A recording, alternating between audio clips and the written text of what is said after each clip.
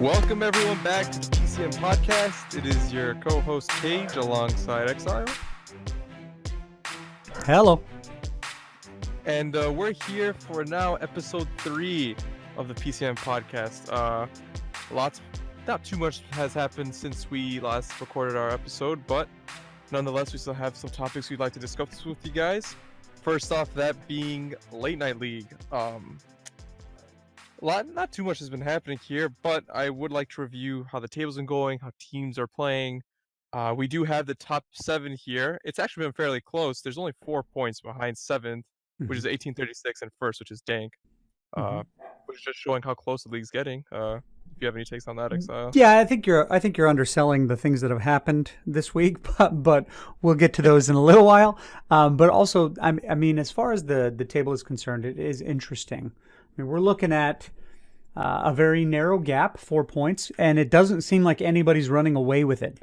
I mean, historically, with Cartel and with Dank, and even with Elite a few seasons ago, they made pretty solid work of the league, and you know, I wouldn't say they ran away with it right away, but there was a pretty clear leader early on, and even the most hated season as well. I think that was like season 3. I can't remember, but at any rate, there's no clear, winner right now for the top 7. You're talking about 4 points. 4 points.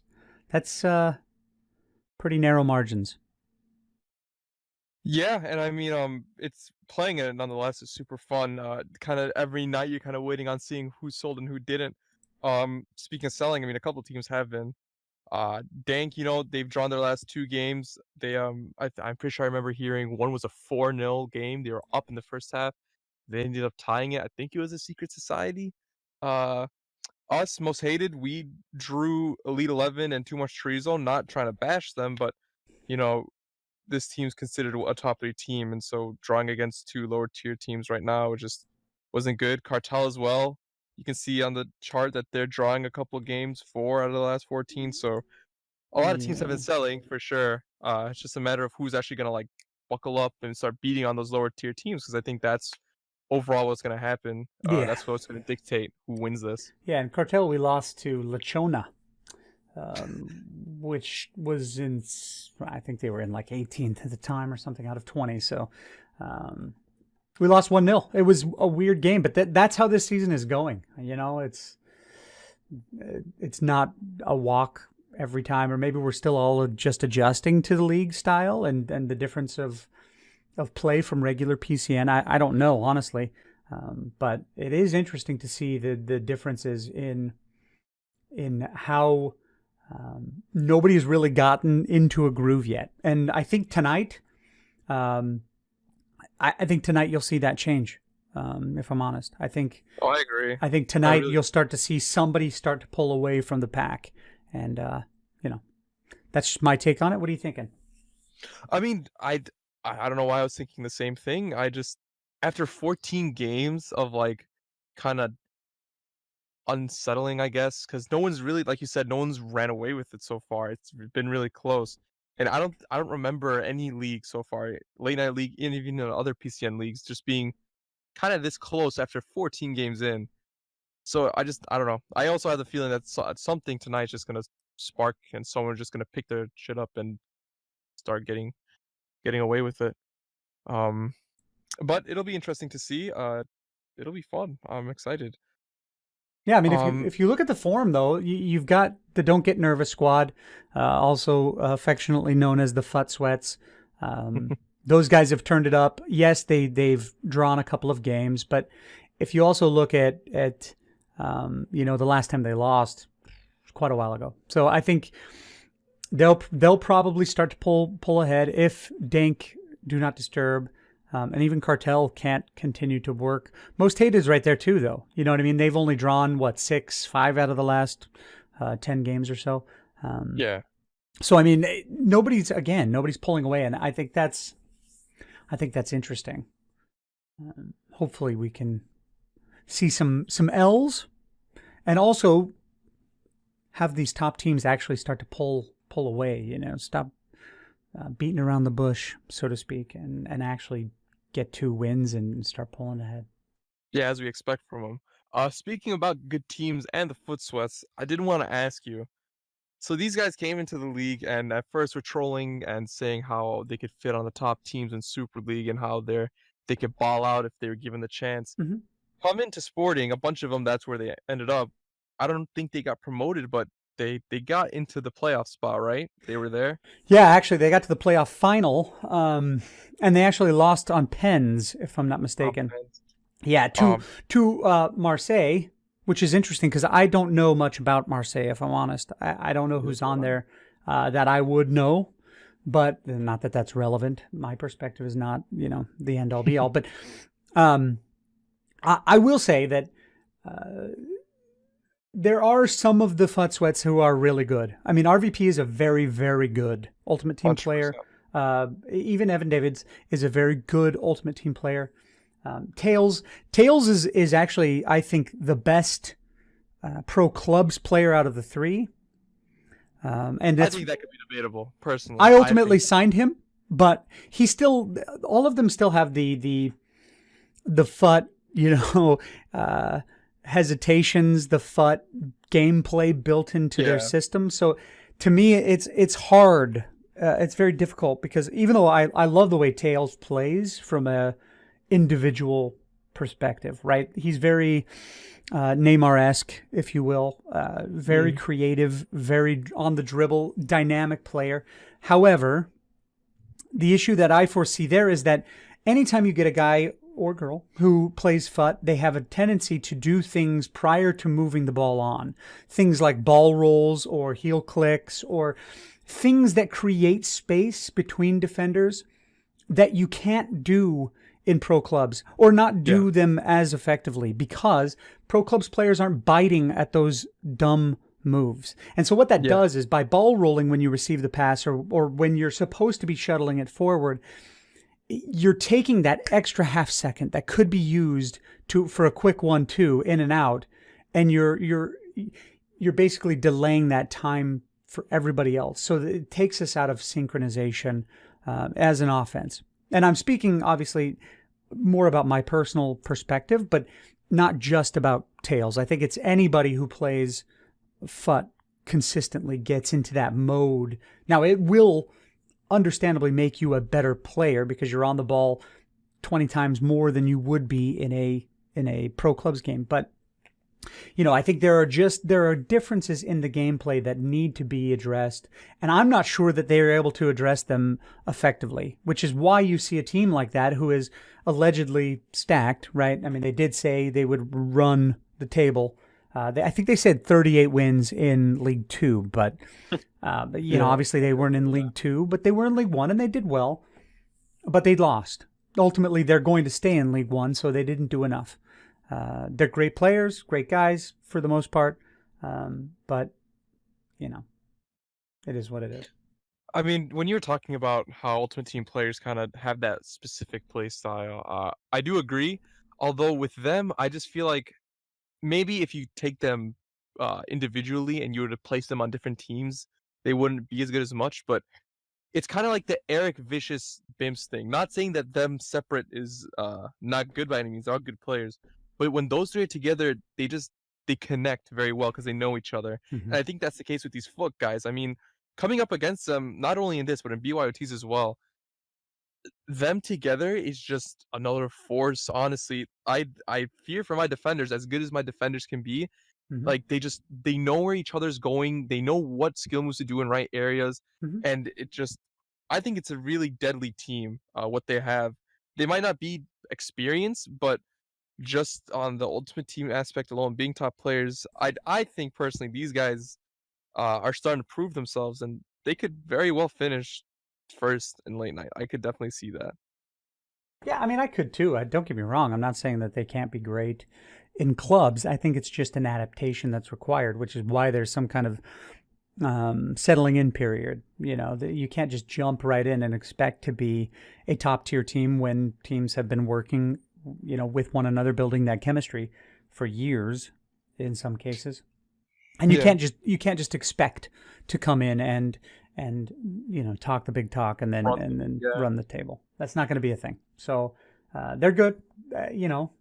but they're not the only good team right now in Late Night League either. So, Yeah. Do not disturb. Could we talk about them? Because, I mean, in all honesty, they're in second. I expected Dank to be up there. So I definitely want to talk about them, but they're not surprising to me, right? You have a good team with really good players, led by Dre, who, I have an affinity for. So, I know he's put together a good squad. Do not disturb. This is Dean and his first foray into late night, where he's the manager, right? So what do you think he's doing well?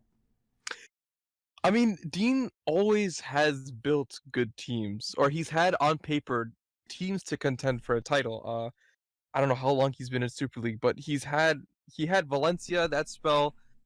He had great players like SCN. I don't know if anyone SCN, Rambo, Messinho himself, even more. Massador at goalie.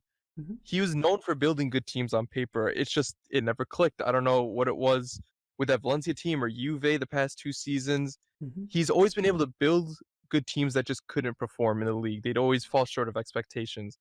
Now, I mean, this team, I don't think it's very different from what he normally builds in Super League.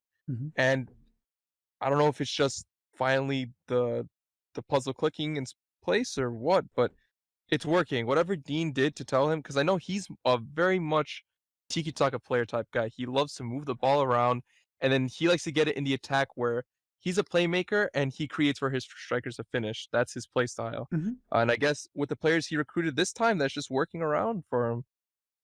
Yeah, I mean, it seems to be that I couldn't say it better myself. He is definitely that kind of player, and he's an incredible cam.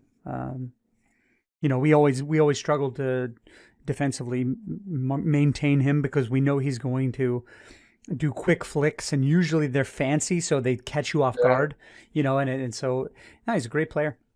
I don't know. To me, every time I've seen Dean manage, and I've never been in his camp, so I can't speak to that in particular. But what I do know is that he has a tendency to be a bit volatile, right? Yeah. And some people are cool with that. Some people like Messinho and those guys, they stick around for a long time because they're just cool with him, right? And maybe that's just how they are too. I don't know them very well.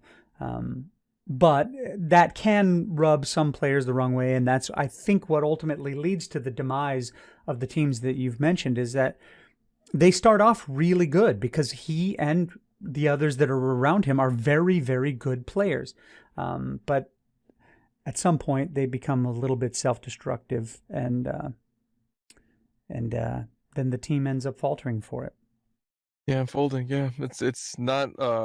I don't know about rare to folding. see that happen. I don't want to say folding, but they have a tendency to. I mean, majority leave sometimes. I've noticed that a couple Yeah, okay. times. But he's gotten guys who stick with him clearly, and as long as they keep performing, I'm sure they'll stay. Yeah. So it's definitely a team to watch out for now. I think they've shown after 14 games that they're not going to be a pushover in this late night league season. One last team I wanted to talk about is eKsiSLe Football. Mm-hmm.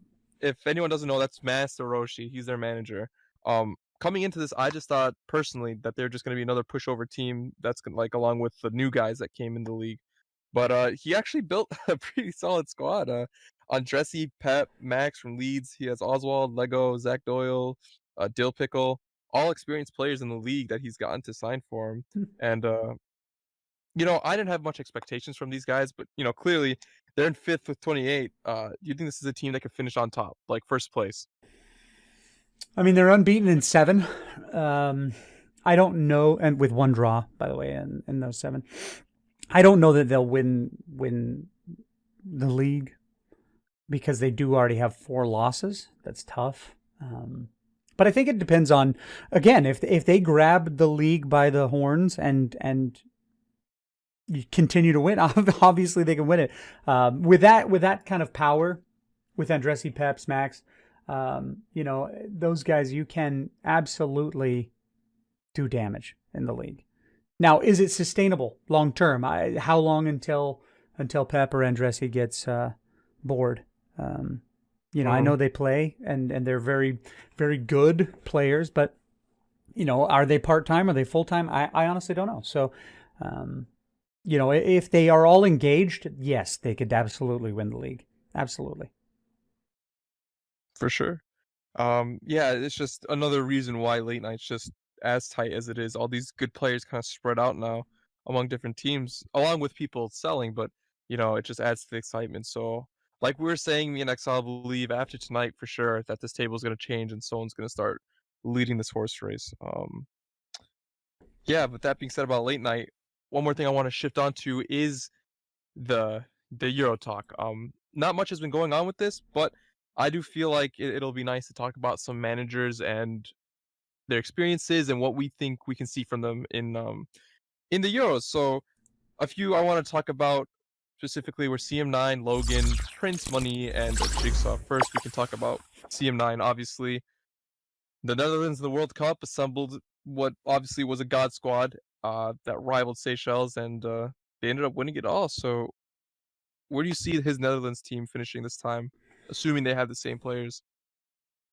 Well, I mean, I was on that team, so I obviously have personal experience there, but it looks like he's going to be able to build the same or similar team. Obviously, the shortened quantity of players, the field being reduced, is going to, I think, make it more difficult to sustain that. But at the same time, I don't think it's going to be that big of a difference for them as far as their performances. I think they're the team to beat, if I'm honest. I think that if you look at them on paper, they're the best team. But the game isn't played that way. So, France last World Cup, they ended up going to the final, and that was awesome because even though they had a bunch of really good players, nobody expected them to go to the final. So, I mean, if Lego is putting together a squad that's similar to the World Cup, then yeah, I think that would be awesome to see them back at it. I don't know who is going to challenge out of these teams. You want to say Italy? Well, Money always puts together a good team. Jig always puts together a good team. Portuguese will have a fun team. I don't know if they're going to be great, but they'll be a fun team. The rest of them, there might be some surprises there. There might be. But I don't know, man. Looking at the roster for Netherlands, that to me, that is the horse I'm hitching my wagon to. Yeah.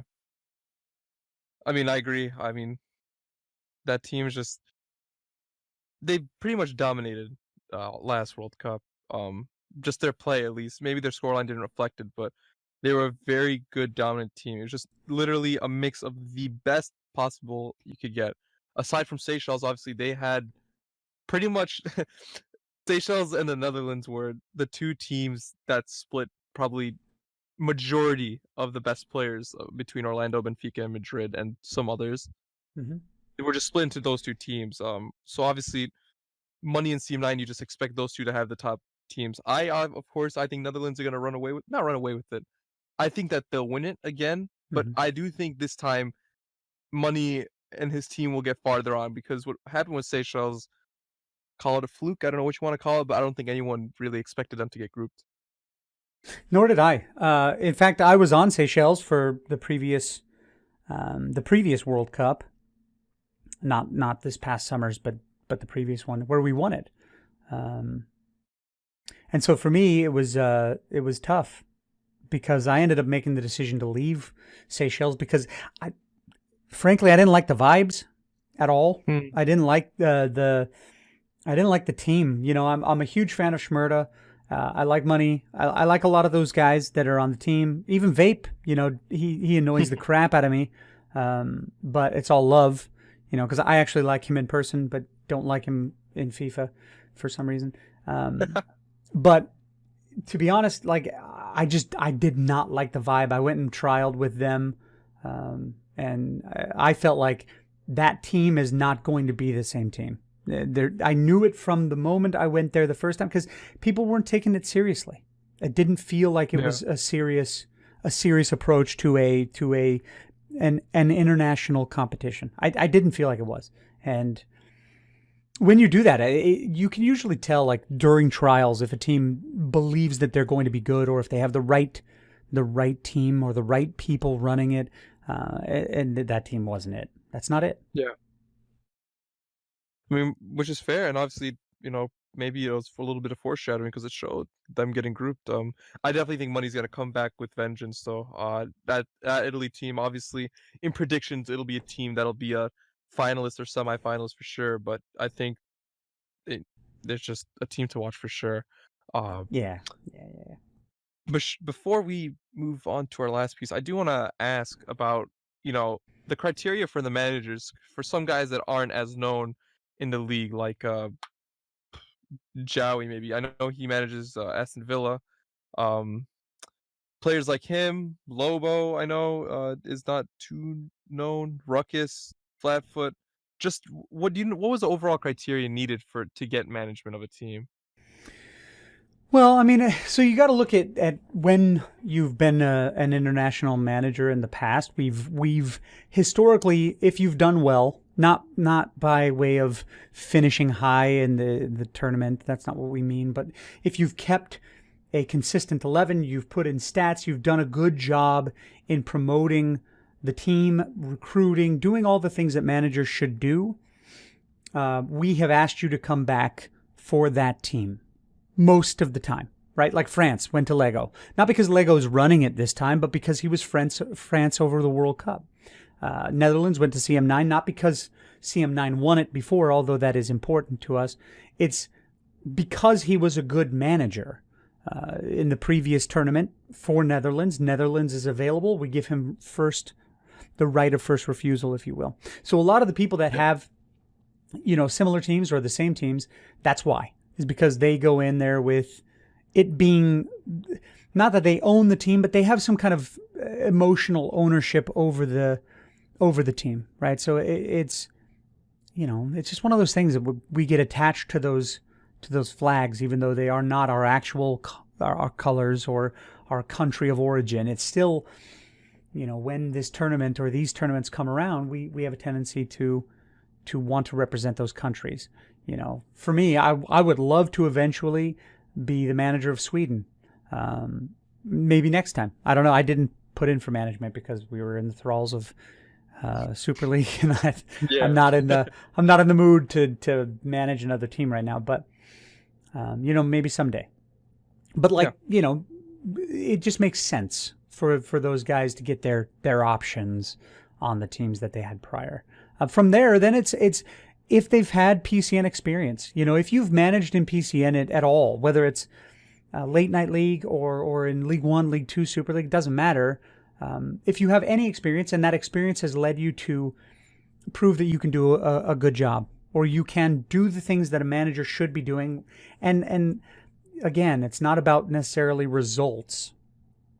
Even though we do feel those are important, we don't manage or we don't select managers based on that criterion, right? It's not, okay, you win, so you must be a good manager. No, we want managers who are going to represent that country, the league, and build a great team, or at least the best team they possibly can. Yeah, so that's I just wanted to point that out there because there were a few people who felt they should have got a team. They felt hard done by it. I've been there. I also applied name them. a couple times. I will not name them. I'm just kidding. Just so you guys know, these are the reasons why. Don't feel too hurt by it. Just keep playing the league, gain your experience, and then apply. And I'm sure you'll get it next time. Yeah, I mean, did its cherry mate have Austria before? Do we know? I don't. No, he didn't. So he had Torino. He's proven that he can manage in this league and recruit and do all those things. And you know what? Look, we gave him Austria. Now, there are some that I think were questionable decisions, but at the same time, we always have a few gambles, if you will. Mm-hmm. Because there are some unknown managers, and sometimes there are known quantities who probably shouldn't have been given a team, but again, they have a tendency to recruit well, or they're doing things like that, and so we give them that opportunity. In this case, I have to admit, I wasn't involved for like the first time in 2 years. I wasn't involved in management selection, so I feel pretty good about that because I didn't have that weighing on me. It was not another task for me to do. So Lego and and Oswald have been doing a great job putting this together. So really the credit should go to them about this, and they used their own criteria. I was not involved. I mostly provided them just my feelings on what it should be, even the rules. The rules are set up by them. Yes, we've changed them a little bit, but again, we've given them some license to run with it, because frankly, I don't want to run this tournament this time around. I'm tired. Yeah, that's fair. But yeah, I'm sure with what their criteria was, it was met with all these managers. So we'll definitely be seeing good from all. I don't think we'll have any folds or anything like happened last World Cup, which is nice. Yeah, that would be great. That being said, I do think it's time to move on to our final topic. It is what everyone thinks it is, the Royal Cup phenomena between Benfica and Liverpool. I like to give my point of view first as a Benfica player, not my personal one, just as a Benfica player and what happened that night. That's okay. It can be your personal feelings about it. And even if you wanted to share the team side, that's totally okay too. Like, nobody is going to judge you guys for your perspective. But just know that if you're speaking for your team and that your team doesn't agree, you're probably going to get shit on for it. But no, I'm going to speak from my team's perspective. Don't worry, because fair enough. The feeling was pretty mutual. Well, the floor is yours, sir. We were playing in that game, and obviously it was 0-0. I think the game up to that point was fairly even. The disconnect happened again where we lost majority. I believe we are the one who lost 7, but Liverpool was on a counterattack. They had a 2-on-1. And they probably, I can't say for certain if they were going to score. Just me being me, you don't know. After, I think it was Mamba and someone else, after they got kicked out, AJ ended up making the save. And at this time, we were asking Chuck what we should do, if we should back out, what's happening. He told us to keep playing, and he talked it out with Coops and them. So we ended up playing it out. We scored, and then Liverpool scored in the 90th. From then on, we asked Chuck, what do we do? He says he got approval from an admin to back out. So that's what we did. We backed out and we were ready for a restart because that's what the call was. Then we figure out that Liverpool got off. Obviously, we were kind of pissed off about it because we're like, what happened? They said we were going to have a restart, and now they all got off, and we're sitting here.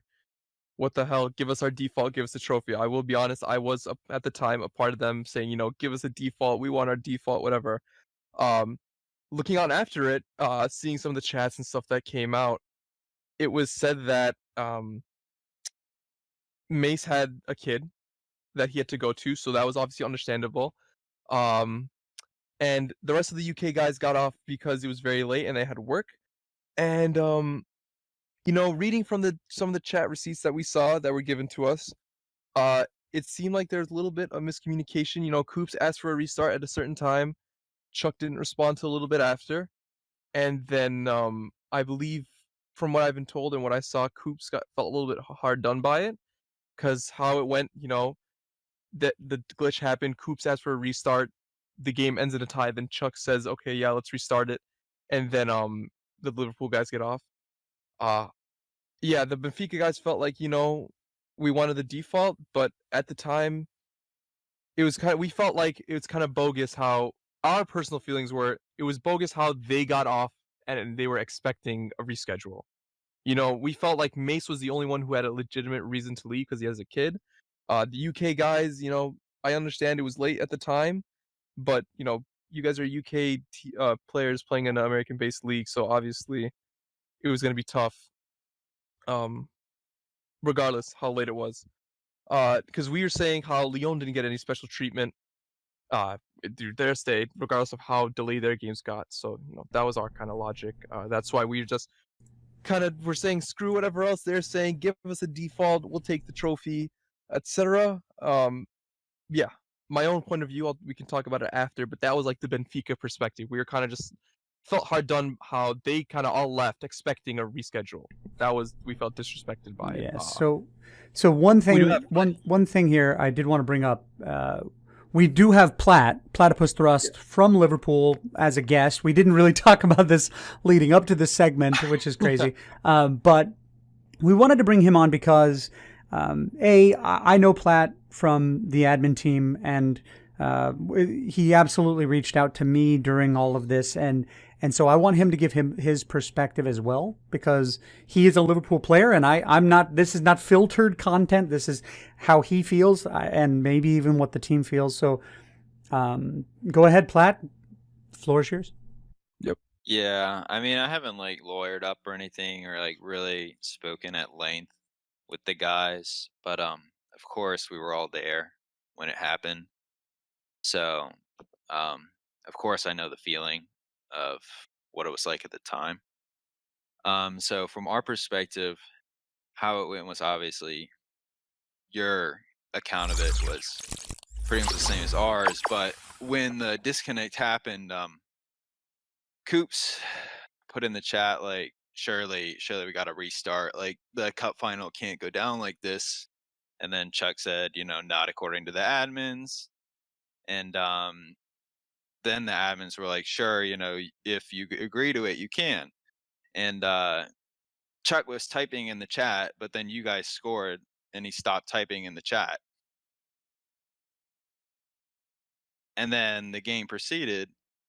And then you guys scored in the 90th minute. And then he was like, okay, now we can restart.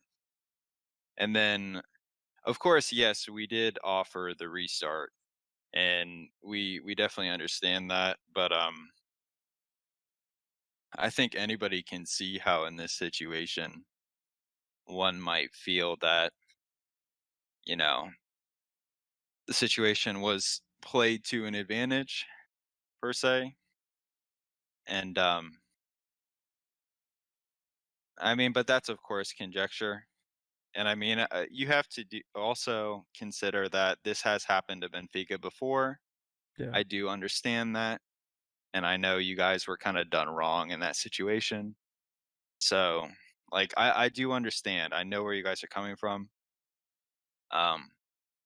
And of course, Coops was hot-headed in those chats as well, like sort of demanding a replay.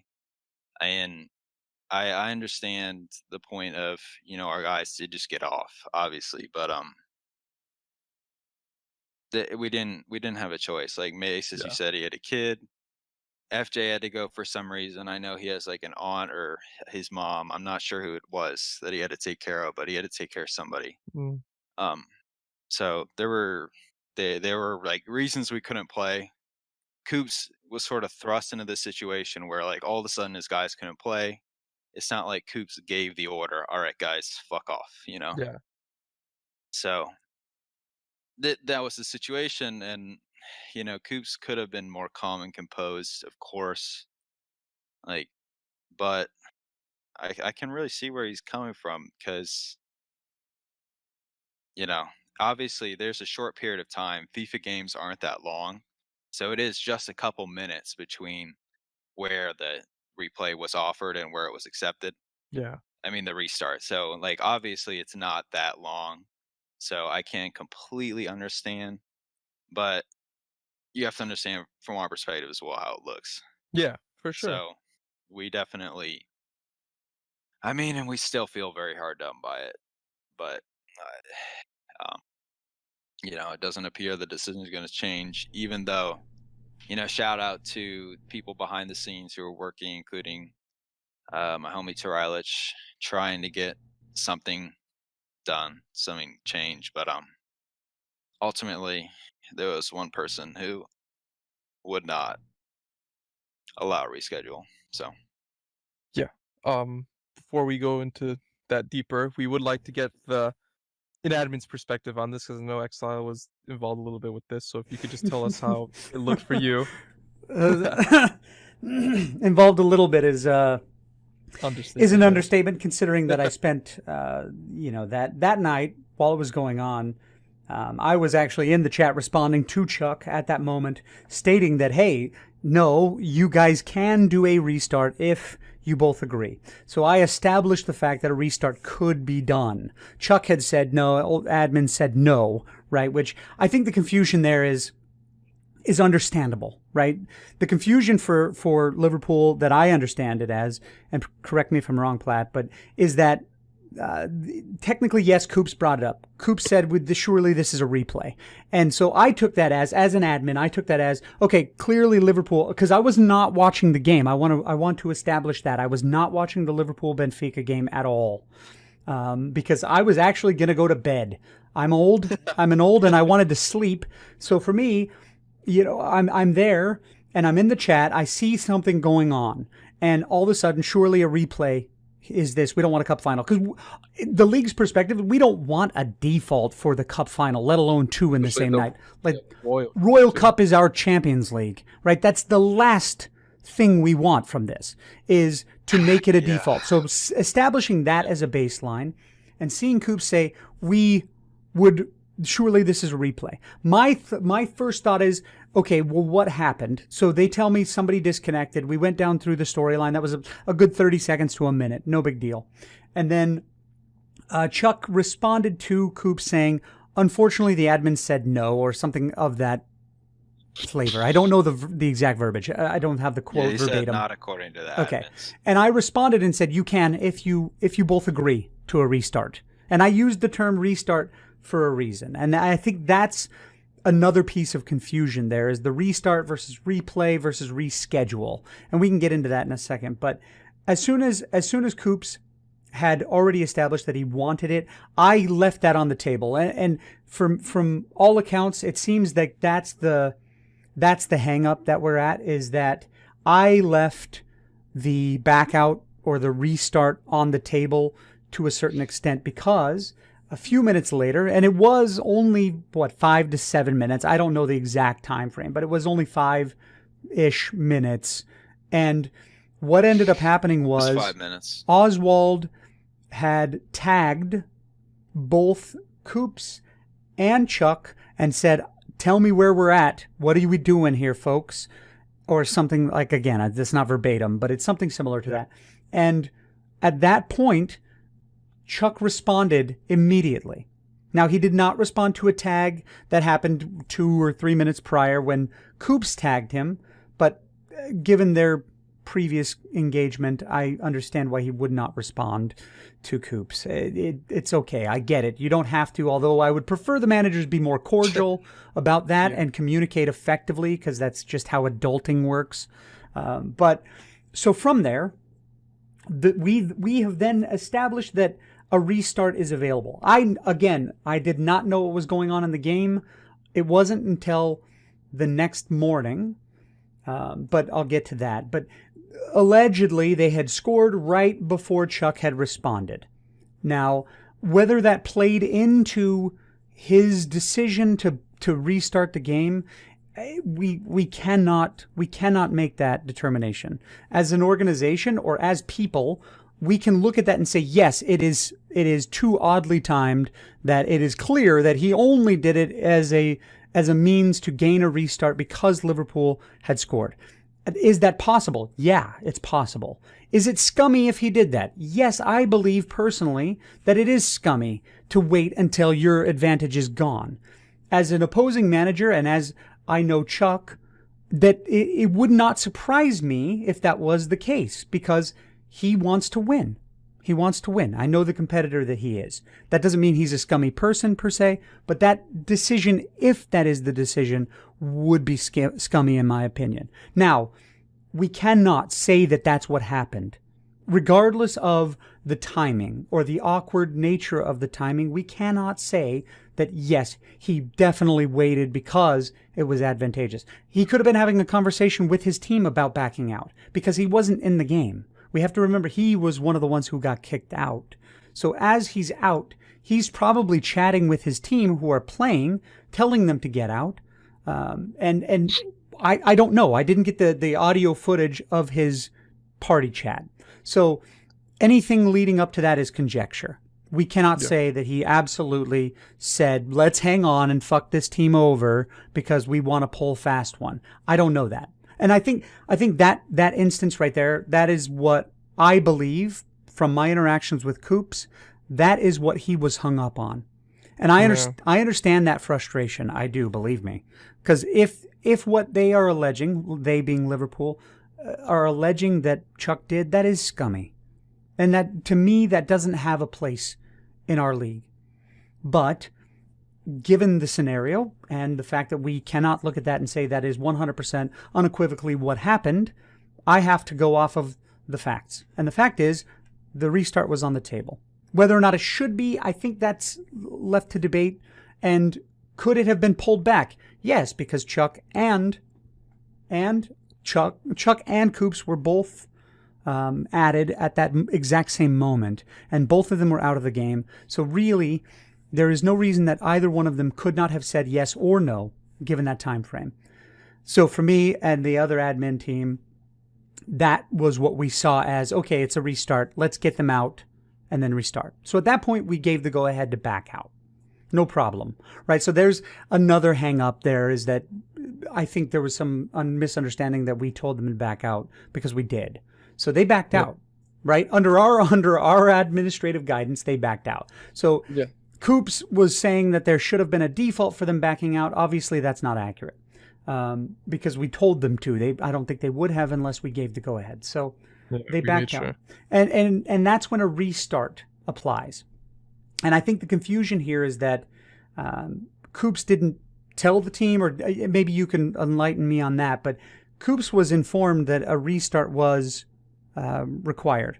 Now, keeping in mind that a restart means you just start right after that, after you back out. You get back in the lobby and you play a half, since it happened after the first half had already occurred and the halftime had taken place. We were looking at the second half, and because Liverpool scored, it would have been 1-1 going into playing out the first half of a game. Not a whole game, but just the first half, right?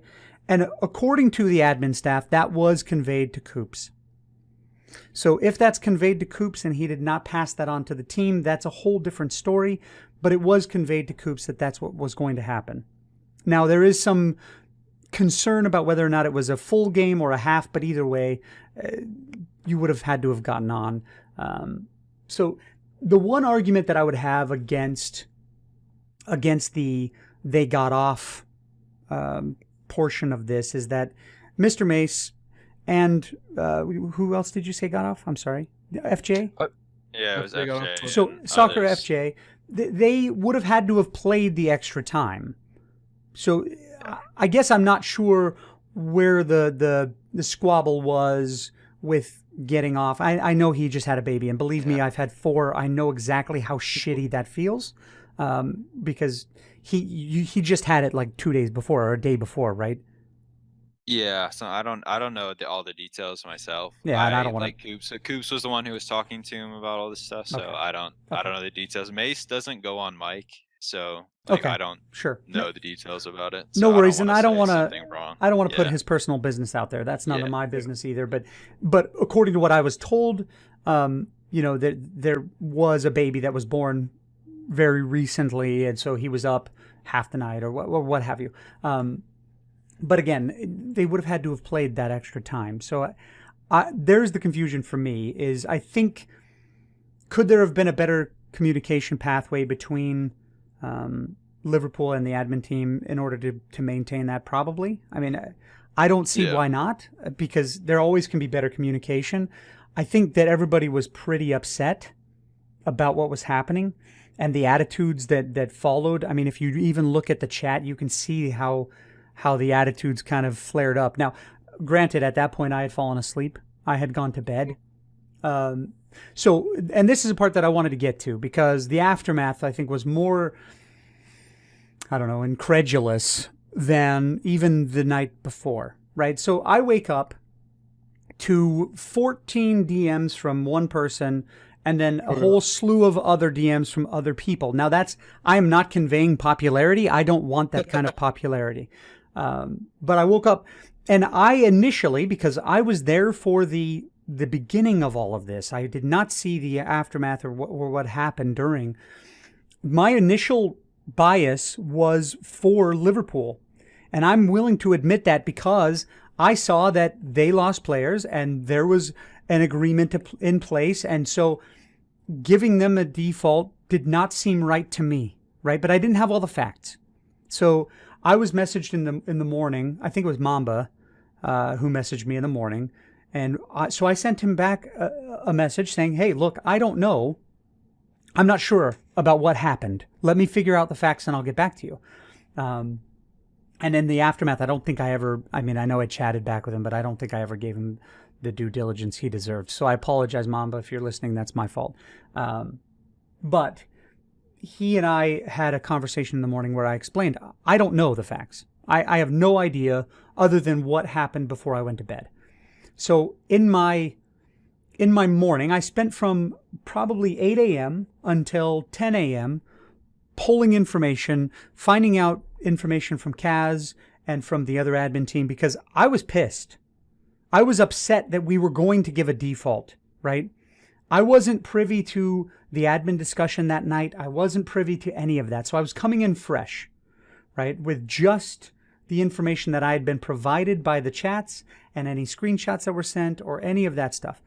So I'm waking up, I'm irritated, and if I'm being honest, and I hope Kaz understands why, but I was very terse and angry toward Kaz in the morning.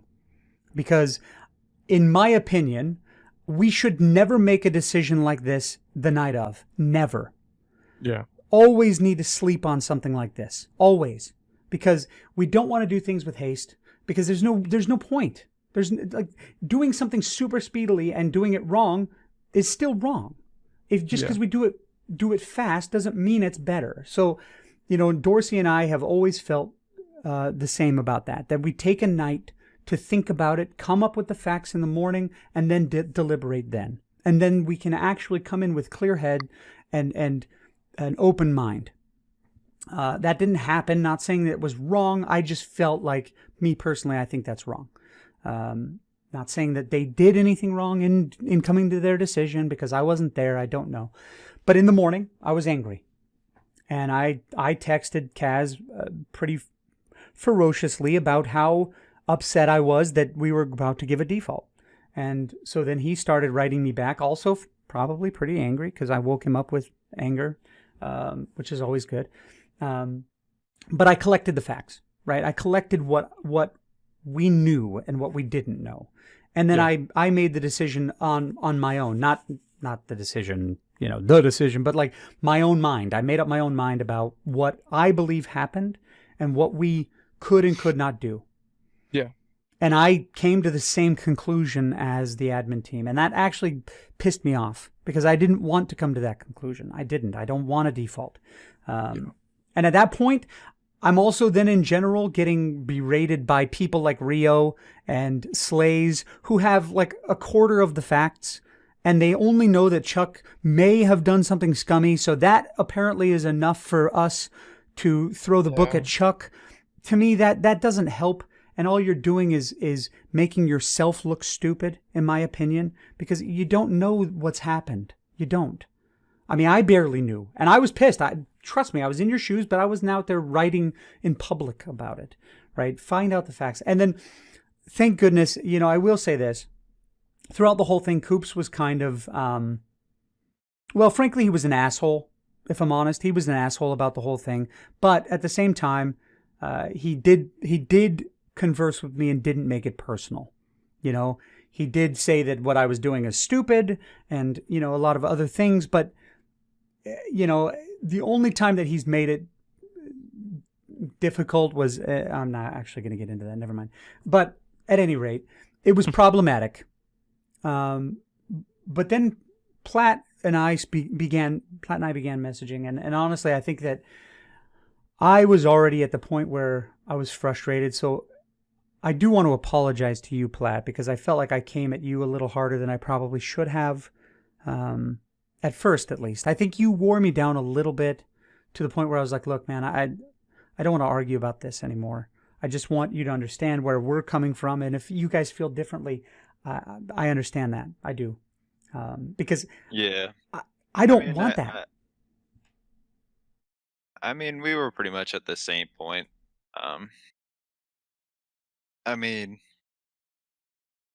I think everybody was frustrated about the situation, and obviously I understood at the time that you probably were receiving 100 DMs about it. So, I kind of understood that, maybe give eKsiSLe a bit of a break because he's probably getting it from a bunch of people. So it's really not a big deal. But to kind of get back to the topic, it's like I get the conclusion that the admin team made. I understand it. Again, as a Liverpool player, it's like very difficult to digest the decision. Yeah. Whether or not it is the right decision.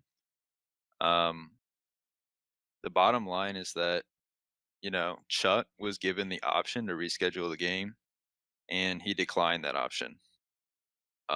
And this was after the fact, like several days after this game. So he was given time to like emotionally calm down, like assess the situation, and days after the game, he still declined the reschedule. Yeah. Yeah. And that for So me is what is wrong with the situation. about that, so I like I said at the time, I was all for the default and whatever. Obviously, the day after I calmed down because I was just a part of the pack. And I decided to message Chuck myself. All the guys were talking about how the season's over. It's a scummy way to win. The team understood it was scummy, but they just wanted to get it over with. I was talking to some of my friends, obviously some on Liverpool, some on not on Liverpool, but had feelings about what happened. We chatted, and I thought, you know what? They're right. Like, especially in the Royal Cup, to get a default, and it was a good game too. It wasn't like one-sided or whatever. It was a good game to watch. So I approached Chuck and I asked him. I said, can you think you can do a reschedule? What would need to happen? I'm not gonna go into detail into what he said because I don't. That's his. I will say he decided his overall main reason for this was one, we weren't gonna have people available for the remainder of the season. Not the whole season, because obviously if we won Super Cup it would have been a different story, but like we were the 2 days planned, it would have been a while away. I think that was one of the arguments from the admins too. Because Wednesday, I don't think it would have worked for us. We couldn't do it then. The Yeah. next Sunday's Easter, etc. But his other reason was he felt that he was disrespected by just Liverpool getting off and him being pretty much bullied in quotes, I guess, to get a reschedule. He felt that that was bogus. And I know obviously things happened that night that could be argued that he did were bogus as well. I'm just trying to reciprocate his thoughts during that time as to why he's not accepting the reschedule. Yeah. Um, Yeah. I obviously advocated for it. I wanted it to happen because I have a bunch of buddies on Liverpool. Uh, and I obviously, just as a player, would have rather played it out than get a default. I told Chuck I would rather lose that cup and play it out than win it like this, because it's kind of like you can't look at that now and be like, yeah, I won a Royal Cup, especially if it's your first time. It's just a bogus way to win. So I just want to let you guys know that's where his head was at. The whole situation obviously was super sucky. It did happen before with Benfica and Milan, and the admin team did their best according to their rules. And obviously now small things happen in between the lines, but in the end, again, the admins made their choice based on their rules. Hopefully, at the end of the season, I personally, at this point now, with at the scale it happened, hope that this will be something they discuss and make a rule about. eKsiSLe, I don't know if you guys will go into that or not, if you want to talk about that or not, but that's just, what I'm hoping for in the future. I'm open to the conversation, and I don't want to lose sight of the fact that the league definitely said it would be fine if they replayed, as long as it was an agreed replay.